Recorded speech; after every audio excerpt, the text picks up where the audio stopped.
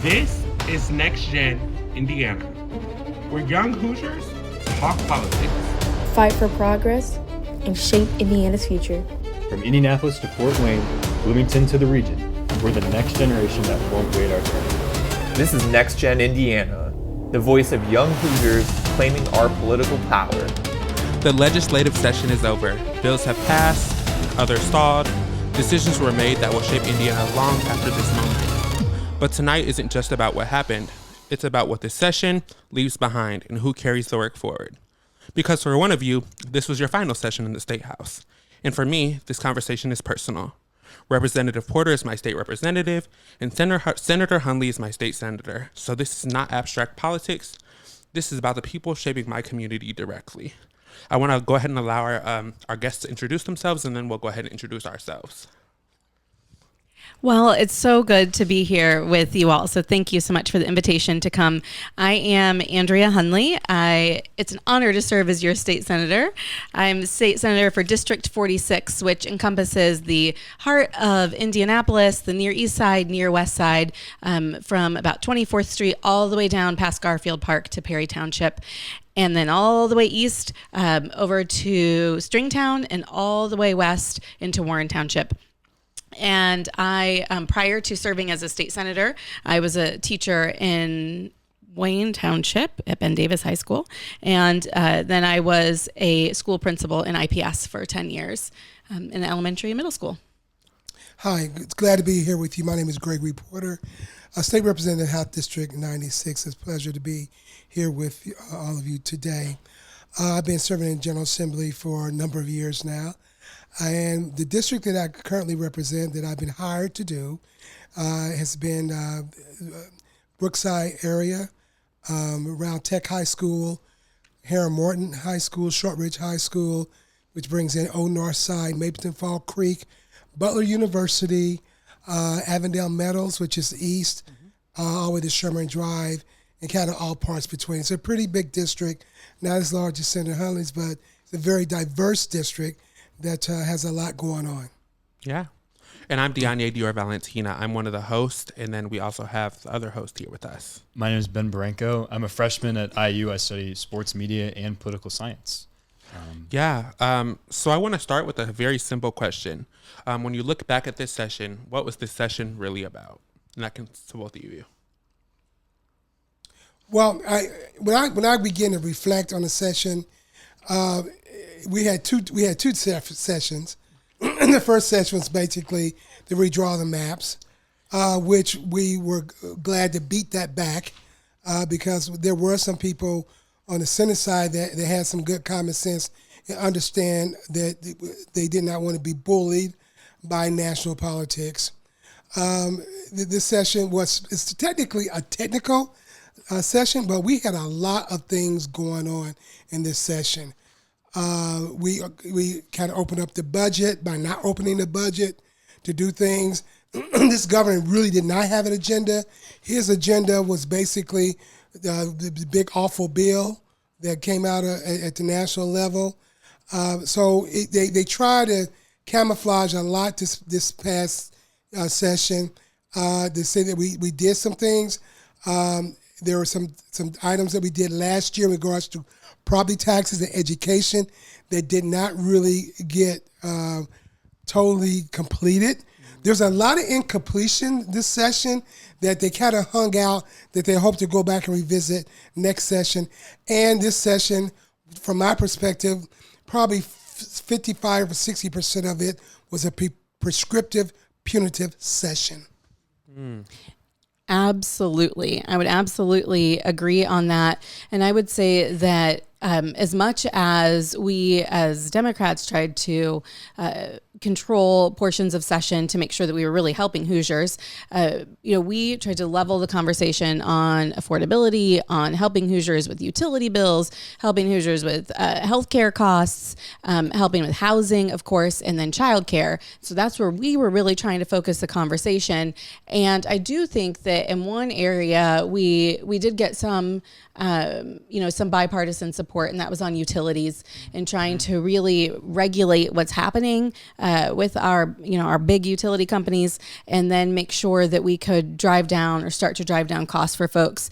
And I know that, for us in the Senate, we tried to really make that a focus this past session, but it's hard when you're in a super minority, meaning that you really don't have much control because you're not the party in power. Right.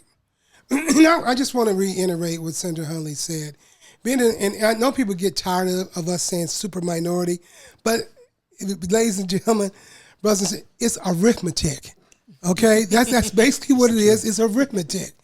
If you only have 30 people and there's 70 people on the other side, and only have 10 people and there's 40 people on the other side, look at the battle. It's just it's no new math. It's just what it is. And even back in the day, we had more moderates that did not subscribe or prescribe to what was going on. Now, every time we have someone who leaves that's I consider a friend or understand what's going on in regards to affordability, they put someone else in there that's even more to the right of them. So that's where we are. Those are cards that we're dealt with right now. But as time goes on, this is really going to be, for all runners out there, this is going to be a marathon. It's not going to be a mini marathon. It's going to be a marathon. Yeah, absolutely. So I know that we kept hearing a lot about affordability this session. A lot. That's all we heard. Affordability. But it sounds like there was a lot of other things really driving what was happening behind the scenes, driving those decisions behind the scenes. Does that sound right? That's correct. Absolutely. I mean, there were some awful bills that were extreme around Medicaid cuts, looking at who gets to get government support on health insurance and who doesn't, putting roadblocks in the way of people so that they have to continually reapply. And then there was also some really BS around SNAP benefits. So those of you who, in your family, if you all have folks who use an EBT card, there were restrictions that were put around what you can buy at the grocery store. And it's just silly. It's just government overreach. Nobody should be deciding whether or not your kids get to have, a candy bar at the checkout counter because they were, being good in the grocery store. Like, my goodness, it's hard enough to be a parent, to grocery shop, to be poor and grocery shop. There's no sense in the government, having a say in that. But that was a big bill that went through. And then also on immigration. And just the awful rhetoric that was around, folks who are Hoosiers by choice, folks who may not have been born here, or folks who may speak a language other than English. There was just some awful things that were said at the State House that clearly, some of our colleagues need some education on. That's me putting it nicely. To say the least. No, they're liars. Yes. Okay. Yes. I have nothing to fear but fear itself. Okay. And I'm not afraid to say. Their whole position is to change the narrative, and our compasses have to attack their narrative, which is inept, because if not, people begin to adopt it. You hear things 3, 4, 5, 7, 8, 9, 10 times, you begin to believe it. And that's just why you heard so much about affordability. We could not let go of that word affordability. The people's agenda, the people's budget. Those are things being on Ways and Means, as a working member of Ways and Means. That's what we try to continue to construct and work hard on that, because people don't understand. And you have to understand, you got 92 counties in Indiana. 72 counties are rural. And a lot of the rural communities really don't get the information except what their legislator puts out. Yep. And so they are reconditioned to adopt what is being said to them in their unique, prescriptive way.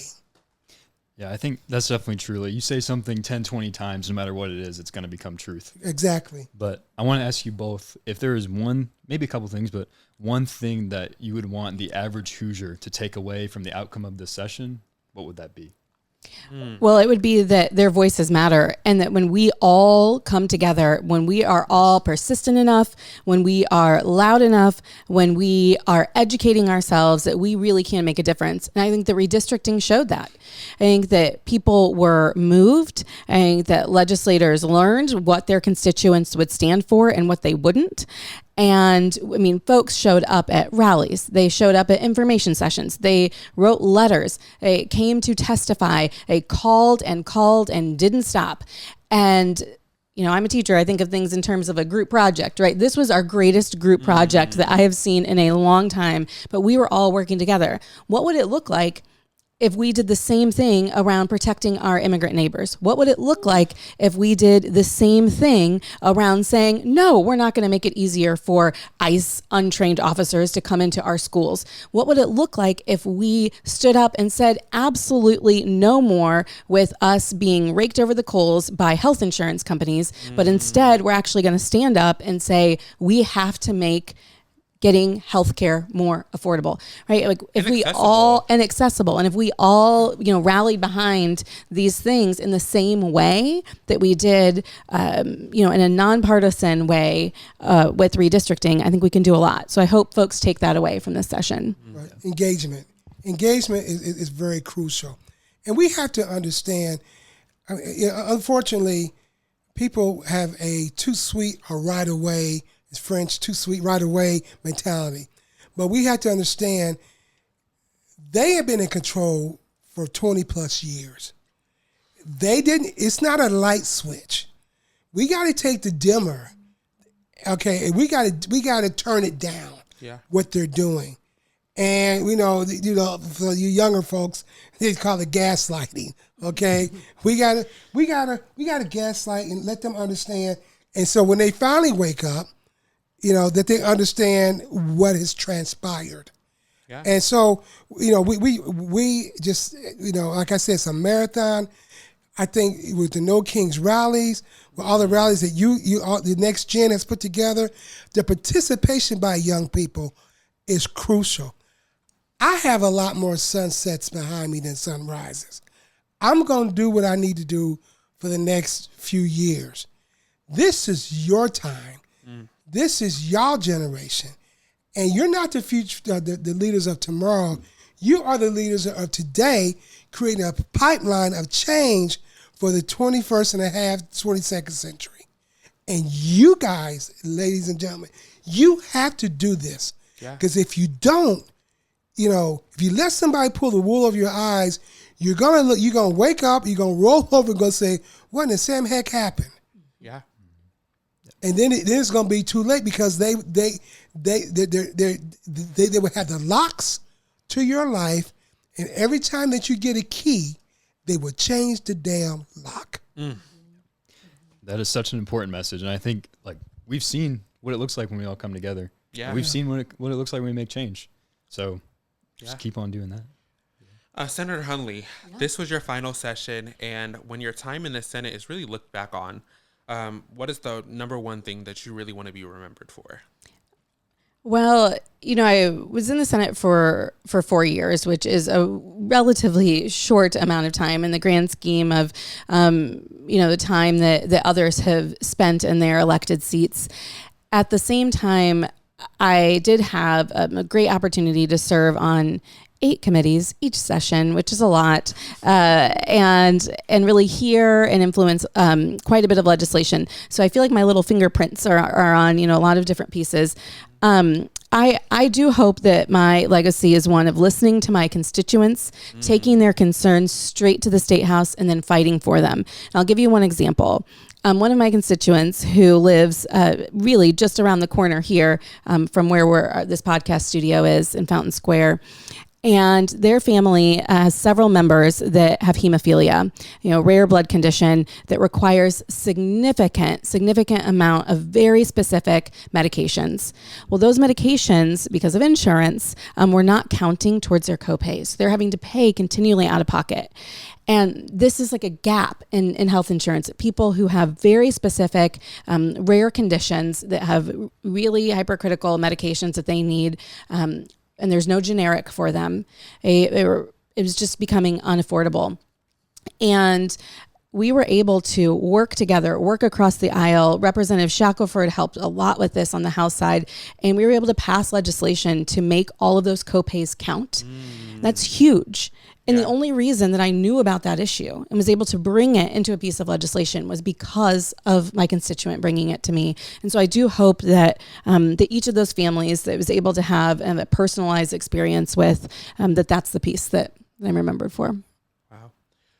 Is there any work that feels unfinished? Absolutely. Oh, absolutely. And you guys can both answer this. What work feels unfinished? I mean, there is a lot of work that's unfinished around education, around healthcare costs, but there's one piece in particular that's very important to my heart, and that is around prosthetics and orthotics, making sure that folks who need, a special prosthetic for running, for example, that they can get that and the insurance will pay for it. Right now, insurance will only pay for things that are considered life-saving, but not ones that you need to enhance your life, which is crap. And I've had many students who've needed special devices to fully participate in PE or even in the classroom, walking up and down the stairs, needing a special orthotic for showering that's different than your day-to-day. And that's something that just not only improves people's quality of life, but makes it so that they can really have a full opportunity to participate in the workplace, to participate in university, to do all of these things. And I was really hoping we were going to get that across the finish line this session, but I'm going to hold out hope that next session they'll be able to make it happen. With the right people. With the right people. Right. Well, How about you, being around, being kind of a dinosaur, there's a lot of things out there. But I think number one is my philosophy has been how are the children and how are the seniors, which hits both spectrum. CCDF, get kids in school early, 0 to 3, learning what is going on, giving them books, and looking at early education. We have the money. We had the resources to do it, chose not to do it because they feel as though it is babysitting or something like that. That's one thing. I mean, there's I think I would have a list of 7 or 8, but the children and senior care, so seniors can stay in their home, and what's going on with Medicaid. They being a budget guy, they have framed Medicaid as an education, as the boogie person in the room because it costs so much. Well, people got to have health care. People need education. Yeah. But then you come back and you don't want to give them the tools or the tool chest to have their education. So early education, universal education, pre-K is very important, and for us to take care of our senior citizens, to keep them out of some facilities that are out there, and they have done it to a certain degree, and like the secretary has returned $465 million back to the budget, but they still beating up on children with structured care and family care, children who are special needs, still cutting their hours and cutting daycare hours. And over 300 daycares have closed. Now they're trying to pivot because they don't realize that when you have, let's be real, when you have a lot of white people or white companies, small businesses come and raise the concern, then it becomes an issue. When they thought it was only affecting minorities, Latinos, black and brown people, it wasn't a big issue. Yeah. But now what had they see, now what is illuminated is that when you have over 300 daycares, they have closed. And most of those daycares are white daycares in their small rural community. They feel the heat. Yeah. I think if you're going to spend money on two things, it should be healthcare and education. Yeah. Absolutely. Simple as that. And when you speak of the money piece on it, I mean, just to underscore how much it costs, if you are a family of four, if you have 2 kids right now in Indiana, you have to be making over $450,000 a year as a combined household to afford childcare. Yeah. That is not okay. It's ridiculous. It's not okay. Right. And then can we also talk about how housing is healthcare too? I think housing needs to fall more into healthcare, and that's just not relevant to the conversation right now. But we need to talk about that more too. Yeah. But it is relevant because it's all relevant, and don't shortchange yourself on that because housing is super important.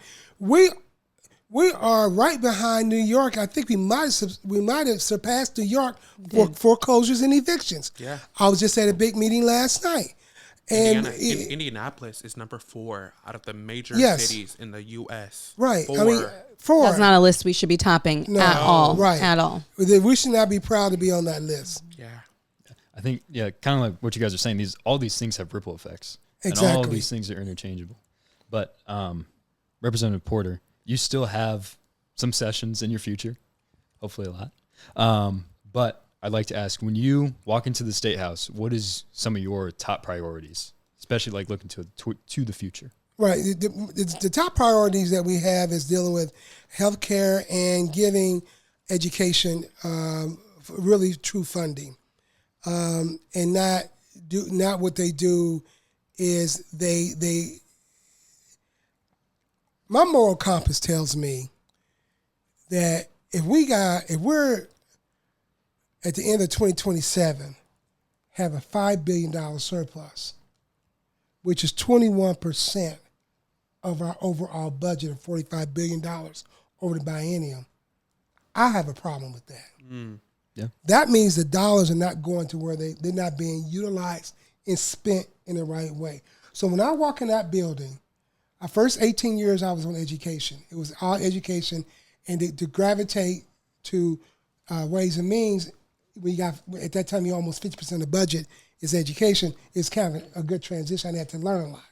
But healthcare is very important right now because if you don't have your health, you don't have nothing. Okay?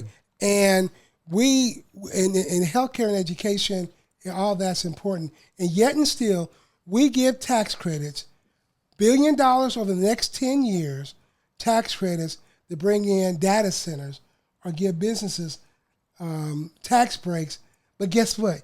You don't have the human infrastructure to do the work. And you're not building human capital to go do the work. Exactly. It's backwards. It really is. It's all about what they can do. It's the haves and the have-nots and the haves with the greed versus the people with the need. It's a good line. It's a great line. So as you guys kind of touched on earlier, we're in the super minority. Would you say that you all take more of a like obstructionist approach to governance, or is it more cooperative? Is there like a mix? I bet there's a healthy balance, but how do you all navigate that? There has to be a healthy balance. I mean, but one of the things that surprised me was one of my colleagues on the other side of the aisle said, I'm jealous of you Senate Democrats. There are only 10 of us out of the 50 members. And I said, why are you jealous of us? They said, because when you go to the microphone, you can say whatever you want to say. And I do think that we only have so many tools being in the super minority. And one of them is the power of the microphone. The other is our power to rally people, to get people interested and excited and teach them how to use their voices to, come up to, face to face with government. And so I do think that we use that well. I wouldn't say that it's obstructionist. I would say that it is shedding light, right? There is a lot of BS that's done in the dark in that building. And I think that we do a great job of shedding light on it, of speaking truth to power. Now, of course, that cooperation has to happen. And that's an area where over 90% of the bills that we pass out of the Senate are bipartisan. And they have to be, because we need to be working with them. A lot of the work that happens in committees. And I do think that there is a bipartisan spirit in our committees in that regard. But I think that it also just depends on where we draw the line. There are certain areas where you can't make a bill that disregards people's humanity better. You can't make a bad bill better in every circumstance. And so in those places, I take a bit of a burn it down approach. Yeah. Wow, love that. Yeah, being around for a while and working across the aisle, the committee process is extremely important. And I'll tell them in a heartbeat, you can vote it down now, but you're going to see it on the floor. So either you accept it now and you 24 take your votes, or I'm going to I'll make 70 of you vote. Okay, which gives us a way to prove to the community that you're not about to write. Another point is that we can raise all the sand we want and raise the concerns, but we got to have solutions, and that's what we do as legislators in the minority. We're going to criticize, but we're going to give you some solutions. We're going to agitate, but we want to clean your bill up.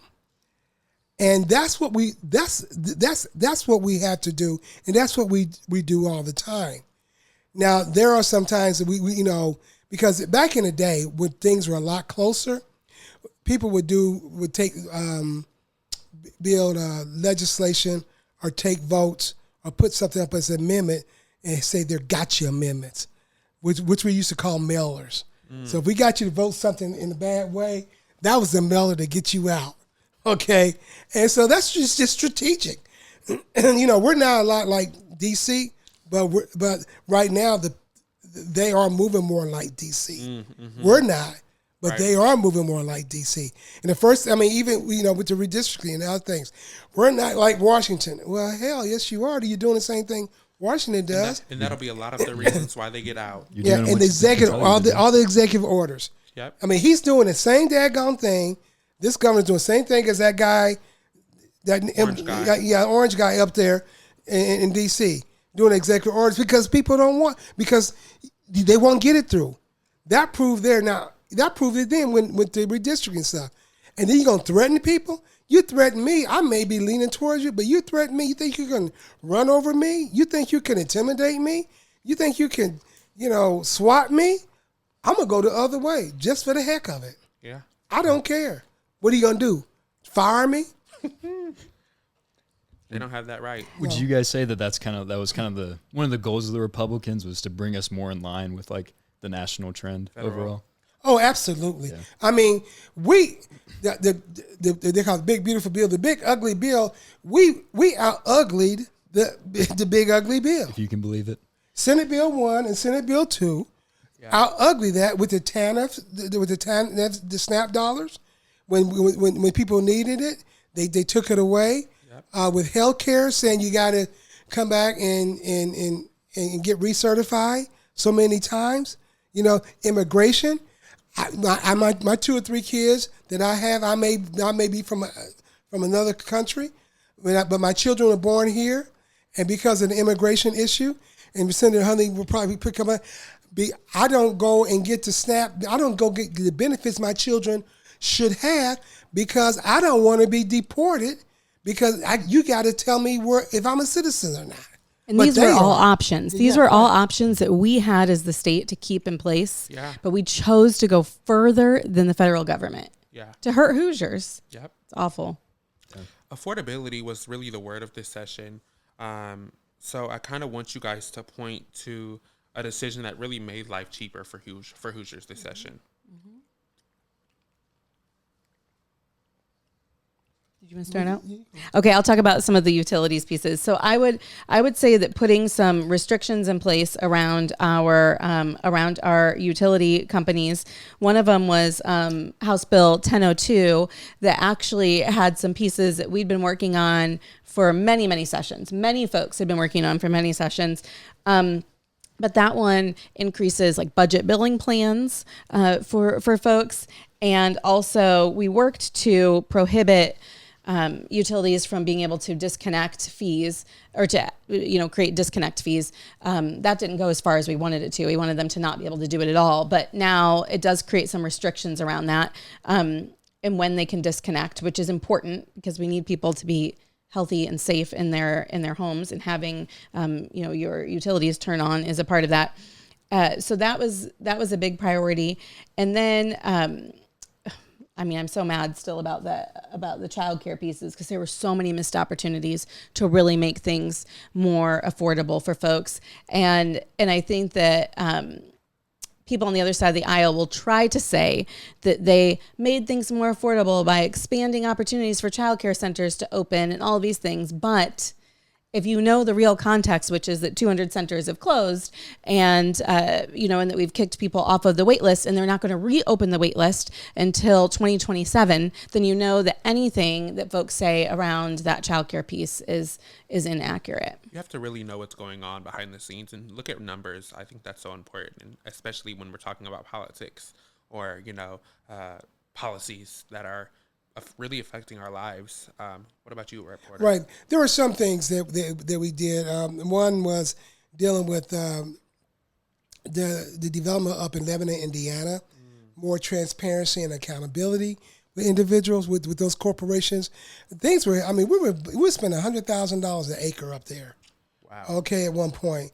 And speculating for the data centers. And the key thing is that all this started like 3 years ago, before the word data center really erupted. They call them quantum centers or something like that. It was another word that they did. There's some parts, like I had Bill 1026 that deal with CCDF. Missioner put some of that in his bill, just a little bit of it, which gave some relief to some people, but really not a whole lot. And I think with the whole, as Senator Hunley said, utilities, that's very crucial, because they are realizing that their people are getting hurt in regards to utilities, education, and the thing that's been horrific was taking off the caps on vouchers for school. Mm-hmm. I could be a multimillionaire. And I know people have told me, they said, I got 3 kids in a private school. That $9,000 or $8,000 I get, for that student, I had 3. So that's $24,000. I get $24,000 tax break, because now I don't have to pay. I get that money for the vouchers. So again, the greed is there versus those individuals with need. And necessarily, and Senator Hunley would probably collaborate with me this, that the people that maybe want to be in those private schools, they're poorer than they are anyway. And so that $8,000 means if it's a school, $20,000, you still got to come up, with those dollars. And so, I can go for the vouchers, but if it's $20,000, I still got to come up with $12,000. That means I got to come up with $12,000, or I got to volunteer a lot at school, or my kid has to do something, And so it's, and like I said, when we did school desegregation before y'all's even thought of, with Wayne Township, just because you in the classroom out in Wayne Township, the Hallville babies that we had, don't mean they don't get the same education as everybody else. Yeah. And just because you're in a classroom in that school corporation does not mean you're going to get the quality education that the others will get. Yeah. And when these vouchers come through, there's nothing stopping the private schools from just upping their tuition. Not at all. And I think we need to be following the money there. But back to one of your earlier points that you made, Rep Porter, which is that 72 of our counties are rural. Well, how many of those counties actually have a school in it that accepts vouchers? So what we're really doing is we are taxing our rural communities. We are taxing some of our poorest Hoosiers so that the rich folks in my district and your district can send their kids to private schools here in Indianapolis. Because if your area doesn't have a private school that accepts vouchers, then what good does that type of government spending do for you? Yeah. And so it's done nothing but resegregate our schools. That's really what it's done. It's a $500 million hit. Wow. Something that I've also recognized is that the Republicans like to take bills that the Democrats have once authored and write them into their own language and use that as their own leverage. And I think that is just so funny. And I see that with a lot of the bills that were passed this session that really did make life cheaper for Hoosiers. Oh, yeah, they did. And we just giggle. And then on top of that, they will not even put our names on the cotton picking bills. Nope. As a co-sponsor or co-author. Nope. I mean, there were so many people. We passed over 175 pieces of legislation this past year. And I started counting, and I just lost count of the legislation that came out that 50% or more of that legislation did not have a Democrat co-author or a co-sponsor. And it's crazy. And it's our language. Yep. It's bills that you guys have previously authored. I've recognized that as something that they do a lot. That's why I said our little fingerprints are all over this stuff. Yeah. And, but at the end of the day, we don't do it for the accolades or the awards or this, and that's something that I know, Rep Porter, you say all the time. You're like, I don't need an award for this. Like, this is the work. We do the work because it's what we're supposed to do, and that's what we're elected to do. And, we know. Right? I rest my head at night knowing that I was doing my best for Hoosiers. But, yeah.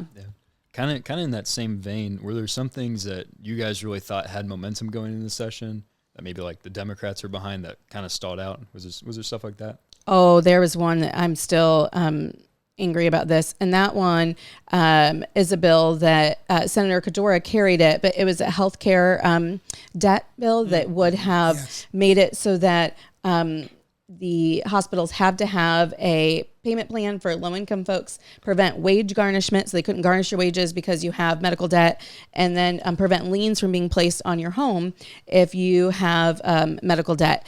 And this bill barely passed the Senate, which is ridiculous because last session it was smooth sailing and it was going to go well, and then they killed it for political reasons because they want credit for it.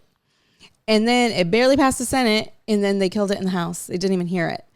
And when you talk about like what's really going to protect Hoosiers, what's going to keep them in their homes, what's going to make it so that they're not afraid to go to the hospital because they're not afraid of going into bankruptcy because they go, it would have been this bill. Yeah. And so that is it's just ridiculous. Yeah. Who actually gets to decide when something dies? Who has that power? Is there one particular person? On the House side is the Speaker. Mm-hmm. Okay. The Speaker controls everything. He does. Good or bad, indifferent. If he puts it, like if it's a bill that I've had I get a bill a year, kind of, because I know how to massage it and get it through. And like there's 2 or 3, but the Speaker and pro tem over on the Senate side. Right. But the Speaker does. He'll put it in the committee. He'll tell the individual to the committee chair to hear it or not hear it. Now the bill that just had momentum for the last 3 years that I've been working on, still working on it, is the bill dealing with the Bureau of Motor Vehicles, having your information sold to a third party. They make $25 million off that a year by selling it to a third party, BMV, across this country. Wow. And so finally this year, they gave me a hearing. I said, that's fine. I'll take the hearing. We're not going to vote on it. That's fine. I'll take that. We keep the conversation going. So, because the committee kept saying, I think I'm going to hear it. And at the end, did not hear it. I went to the Speaker and raised a lot of concern that he lied to me. And I said, I'm going to scream from them every time I go up to the mic. I'm going to talk about some stuff, and I'm going to pivot back and bring that back into the conversation. Senator Hunley did a lot of that this session. Again, the microphone is one of our best tools. That's right. It's one of our best tools, or the threat of using the microphone. Yeah, especially on the period tax. It's absolutely ridiculous that Indiana makes $5 million a year on people's periods. And yet, there's no tax on, say, Viagra, which is not medically necessary. But I would argue that it's very hard to go to school or go to your job without period products if you are menstruating. And so it's ridiculous that in Indiana, this is still a conversation that we're having. And we are one of just a few states, I think we're like at 11 states right now, that still charges a tax. And we have one of the highest taxes in the country because of our sales tax rate.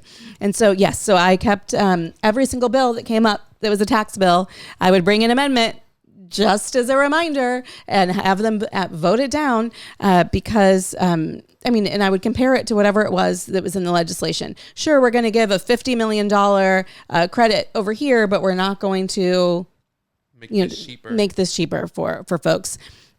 And you're right. And it's Republican women that's brought it forward on the House side. Absolutely. And we've had men support it too, Republican men who have brought the bill forward or who've brought that language forward. Amendments, yeah. Yep. And with the amendments, so it has bipartisan, bi-gender support. And yet we still haven't made that happen. Crazy. I'm going to ask one more question, then I'm going to pass it off to Ben. For young Hoosiers, especially those who really feel shut out of power, what should they really be paying attention to right now? Not next January, but right now.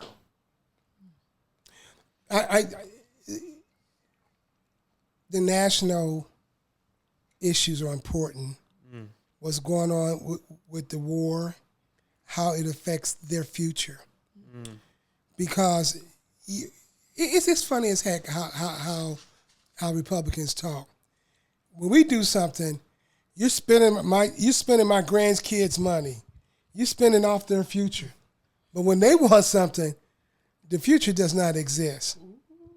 So what we have to do, the young folks, Generation Z, etc., they have to come back and say, okay, and begin to calculate long term what they're going to do.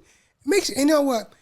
One thing that happens, if you look at statistics, we have a certain group of individuals that are out there. When the gun violence happened 7, 8, 9 years ago, everyone was jigged up. All the young folks were 16, 17, 18 years old. Now they're 24, 25. Don't hear a peep out of them anymore. And that's what the Republicans' power elite want you to do. It gets cold. We don't stay strong on issues. If all the kids if you think about what happened 5, 6 years ago or longer, across this country, those youth people that were 16, 17 years old, across this country, if they would register, if they would vote and participate in the process, they can be some hellfire change agents. And we miss those opportunities. Yeah. I think that's exactly what we need to be paying attention to, is that if you are going to be 18 on election day, then you have got to be voting. We had thousands and thousands and thousands of eligible young people who were registered to vote who just didn't show up to the polls here in Marion County, let alone across the state. We've got to get folks to actually show up. And I think that it's a bit of reminding yourself, all the topics that we talked about today, from housing affordability to, we didn't touch a whole lot on homelessness, but to homelessness, to utilities, to childcare, to education, all of these things are controlled at the state level. So we should be paying attention in every election, especially our primaries. This is why we have people at these extremes, right? Is because of folks not showing up to vote in our primary elections. And when people win by a couple hundred votes, 50 votes, 60 votes, it takes a few people to sway an election. Listen, an entire senior class at a high school could all come out to the polls, decide that they're going to vote for one person, and they could change the outcome of an election, especially in our rural communities. This is something that I just want our young folks to understand the incredible power that they have, especially when they go to vote. So don't vote alone. You should be voting together. You should always be taking a friend, right? Making sure that we're doubling, tripling our impact each time. And they understand that now. What did the governor just do?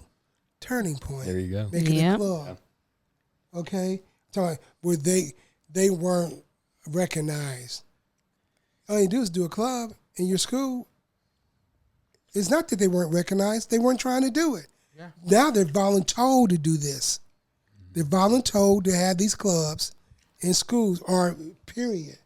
And that's what turning points do. But then that also gives the opportunity for other folks who are not aligned with Exactly to really mobilize in their schools as well. I mean, and honestly, at the end of the day, as long as you're registered, we can work on getting you educated about the issues, about who the candidates are. Like, let's go. Let's get you to the polls. And they got to get registered. Yes. They got to be in the game because I'm not. I said, look, if you don't, just go register, because I'm telling you, the registration is in June, April 6th. April 6th is the last day to register. Yep. A lot can happen between April 6th. That's a week from today, actually. Yeah. 7 days. A lot can happen from April 6th to May 5th. Yeah. And then something happens you don't like, and then you get irritated and you want to go participate. You're not even in the game. You're not even on the bench. IndianaVoters.com. Register. And so many other places, too. There's so many other places you can go to now. Google, where can I register to vote in Indiana? It's so easy. I want to ask you both individual questions, and then I promise we'll pass to Ben. Don't worry about it. What responsibility does the next generation inherit from you, Senator Hunley? Well, every generation has their own civil rights battles. We just keep passing the baton from generation to generation to generation. And I think to Representative Porter's earlier point, we cannot get fatigued. We have to keep marching on. We have to keep going on. We have to keep fighting for the future. And we have to believe that the challenges that we have today are just opportunities for us to make it better tomorrow. We have to stay diligent. We have to stay vigilant. And we have to just keep marching on. And again, it's that singing with one voice. It's that figuring out what's our challenge, what's our issue. It was Black rights, women's voting rights, LGBTQ rights, right? These are all things that immigration rights that still today we need to continue to fight on. And so pick your fight and keep it going. And then my question for you, Rep. Porter, is what responsibility stays with those who remain in power? Those who remain in power is like moi? Yeah. Okay. We have to create a pipeline. I tell people all the time, this isn't my seat. This is the people's seat that the people have anointed me or hired me to be there for a mighty long time. Yeah. And 34 years is a long time. But the leadership that been garnered has taken a while to get there. I have to educate people to the past on how we got to where we are today. Because if you don't, you will repeat it. And my thought process and my way that I need to do things is to be that trailblazer that will educate the younger people. I drink from wells that I didn't dig. Oof. My mother planted a tree when I was a kid, when I was younger. That tree now gives me shade. We have to plant. It's incumbent upon me to continue to dig wells, to educate, and to plant trees for the future, so you don't have to redo that tree and do that well, dig deep enough to continue to do that. And it's not necessarily what you look like, who you are, what color you are. It's about what I can help put inside of you to help you to float to bigger and better things. It's not just the color of the balloon. It's the helium within the balloon that I had to give forth to help you float as the next generation comes through. Exactly. Wow. I think it's so important to realize that oftentimes it's the state legislatures that are planting those trees. It's your state governments, your local governments. So that's why people really got to, make a plan, be determined to get out and vote in their state elections. Pay attention. Yes. You got to pay attention. Thanks so much for that. Yeah. And so I got some rapid fire closer questions for you guys. I'll put my seatbelt on. Yeah, no stress. And then after that, I got kind of a fun question. So stay tuned. So one win from the session, one regret from the session, and one fight that is unfinished. One win from the session, one regret, and one unfinished fight from the session. Yep. We probably would both concur that redistricting was a big win. Big win. That was a national win. The world was looking at us. Yeah. The world was watching us and the nation. That was a huge win. That was a win. Yeah. We showed what Indiana can do. We had national news here. We had international news here. Yes. We had international news here in our state house. Senator Hunley was on a few press. But it's amazing. I mean, I want to underscore why it's just so important. Not just that we all worked together, but you all know, TikTok generation, that people's attention spans are less than 4 seconds long right now, right? So short. Like if anybody's made it to this point in the podcast, good on you. Okay. Thank you. Yes, and thank you. But what we were able to do is from June all the way through December, keep this in the conversation, keep it in the statewide conversation, keep it on the front of people's minds, keep it in the national conversation. That took so much work from all of these folks behind the scenes, right, to make sure that was happening. And that is one of the ways that we killed that redistricting fight, was because we were able to keep it in the front of people's minds, and that is not easy. There was a lot of coalitions working on that. Yeah, so thank you to all those coalitions. And they thought we would not stay focused. They thought that we would go through with even come to civil rights and human rights. They just thought, okay, we'll do that, and then we'll talk about it in June, July, and then we'll come in and do it in December, and then that'll happen one day, 1 week, and then we'll just boom. It didn't. But you've seen the movie Hoosiers, or if you haven't, it's your homework. But don't underestimate us. Listen, don't underestimate us. Don't underestimate the underdog. Like, don't underestimate our will, our fight, our power. It's who we are. Yeah. Exactly. And I think that's the role of the minority party is keep bugging these things. Keep these things at the front of people's minds constantly. And this was something that was, I think, really people calling their legislators, emailing their legislators, and really, really being able to contact their legislators. The legislators were responding about redistricting. Folks did not want to get bullied. This was a bullying attempt, and you can't bully me. I ought to bully legislation too. I would say a regret from session would be, for me, it was the fact that House Bill 1423 passed. And that was the IPS education bill that creates the new super board in Marion County, where the mayor gets to appoint the folks who then are in charge of education for the heart of the city. And it was so close to not passing. And we had people committed to voting against it who changed their votes on the floor. And what we found out is that, of course, they were getting some hard lobbying, but a lot of misinformation was coming in. And so a regret that I have is that we just couldn't educate folks enough and didn't get them, committed enough to holding the line, because that bill was going to die. But, money talks. So I don't know how you compete with that. Yeah. That is What about truth. you? What was your biggest regret? My biggest regret was Senate Bill 285, the homeless bill. Criminalizing homelessness. Piling on somebody the least of thee. That was, and it barely made it through. And people really held their nose, closed their eyes, and kept their mouth shut when it came to that. Yeah. Because afterwards, it was a caucus position. They had to do it. They didn't have to, but it would come back and bite them. And the kicker is, it was for Indianapolis.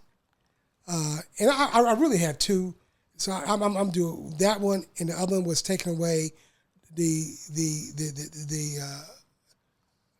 our judges our judges situation. Yeah. Now the appointees go to 2 goes to the Braun and 2 goes to Supreme Court Justice to help choose our justice. It takes away from the Indianapolis Bar Association and the Marion County Bar Association prosecutors and the prosecutors as well as those other defendants, public defenders, takes away their vote on the board that choose the judges, and now it's in those people's hands, and therefore the diversity on the judge will begin to dissipate in the next 3 to 5 years. I think that the thread through both the bill that I mentioned and the 2 bills that Rep. Porter mentioned is that we have some weak men at the State House who don't have the cojones to vote their conscience, to vote their own heart, to vote for their district, but instead will listen to what the people in power are telling them. And that is the thing that, so when we say things like that, they hold their nose, close their eyes, and, press a button because they were told to, it's because they're afraid of a consequence, which is ridiculous. And so I think that they need to be more afraid of their voters, more afraid of their constituents voting them out than they do of, whatever the powers that be are holding against them. And so that is just a continued frustration that I have. Something else I recognize is against all of you guys' regrets. It's all targets on Indianapolis. Yeah, facts. In Indianapolis, Facts. I think I wonder why that is. Do you guys have any thoughts on why that might be? Well, I got 100 thoughts, but I think that one of the things that folks at the state level and in all the counties, the 91 other counties aside from Marion County, need to remember is that we are the belt buckle that holds the pants on the rest of the state up. 30% of the state's GDP comes from Marion County. You're not going to have the funds to do anything else anywhere else without this city thriving. And so every time they put an attack on us, every time they make it harder for this city to thrive, they're making it harder for the state to thrive. It's like when they finally get that, I think they'll back off. Yeah, but and then the issue is this. It has been said to me on numerous occasions, which is a fact, Marion County is a majority-minority community. We can control our own destiny. And the Republicans, particularly the ones to the southern part of Indianapolis and the northern part of Marion County, Hamilton County, they want to control Marion County. And the only way they can control Marion County is to legislate it from the west end of Market Street. Yep. Mm-hmm. Yep. That's it. That's simple. I think just kind of going back to Senate Bill 285, because it just irks me so much. I mean, you talk about kicking people while they're down. That one gets me fired up. But what is one unfinished fight that you guys have? Senator Hunley, you're going out. I know. Listen, I might be stepping away from the State House, but I'm not stepping away from public service. Stay tuned. So I just want to make that clear. But I would say that the unfinished, the unfinished fight, I think really, really is around education, underscoring what Rep. Porter said earlier, which is that we have got to look at how we fund education in Indiana. We have got to stop allowing property tax dollars to be even a funding source as minute as it is in the overall school budget. That shouldn't even be a thing. It is terribly racist system. And it really is an unethical system where we're allowing where a school is situated to determine how much money, it's receiving is a problem. But we've got to right that, and we can. That is a civil rights issue, but that is an issue that has been in discussion for before I came to the State House, and it'll be a discussion long after I leave. But I do believe that we have the right people in place right now who could solve it, who could solve that challenge. Unfinished business, affordability. Mm-hmm. There it is. That was the word of the session. Affordability, which addresses education, housing, healthcare. Just those three right there, and we can put more in there. and no one's really talked about mental health, what that really means. Yep. And mental health is also access to health care and mental health. All of that leads to what? Affordability. Yeah. Well, I would like to say thank you guys so much for the discussion, first of all. Both of you guys are fighters, and so we really appreciate it. I'm glad to have you guys as my reps in the house. Before I throw it to Dianye to close, I'd like to ask you guys, if the Final Four is coming here. Let's go. Did you guys fill out a bracket? I did, but don't make me say who my pick is because I'm an IU grad, but I may or may not have put the other school, the black and gold school, as my number one. I can't do it. Every year I pick them to go out in the second round. I just can't do it. Well, IU really showed up this year. I mean, IU has been some fireballs. In the football. In football. Oh, yeah. So we make up for it with that, I suppose. But I don't know. Like, they might do something. Yeah. What about you, Rep Porter? I just sit back. My bracket is not busted totally, but I'm hanging in with the little pool. Of course, I did pick Purdue because I think it would be it'd be historic for IU to win and then Purdue to win in basketball. Yeah. Indiana show out. Yeah, for sure. and let that happen. I can see that happening. Bring us to home. I can see that happening. And speaking of historic wins, we got to give our basketball shout out to Marian University right here. With their historic win that they had in the NAIA, Yes. It's amazing. So yeah, I mean, we are a basketball state. We'll take football too, but yes, we're a basketball state. We also have our Fever. Yes. We have the Fever. We have the Pacers who did some great stuff last season. Not this season is not so good. We can't be fair weather fans, okay, y'all? We'll still be out there cheering them on. Yeah. Right. But once we get Hallie back, Halliburton, that's our guy. But no, this session may be over, but the impact of it certainly is not. And neither is the responsibility that really comes with it.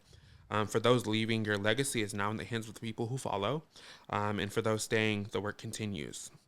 And for everyone watching, power does not belong to the State House. It belongs to the people willing to understand it and really step into it. This is NextGen Indiana, and we are not waiting for the future. NextGen IN is the property of Black Pro IT Solutions and Black Pro Studios. Executive producer, Indiana's own Dana Black. Music by Omar Farouk from Pixabay.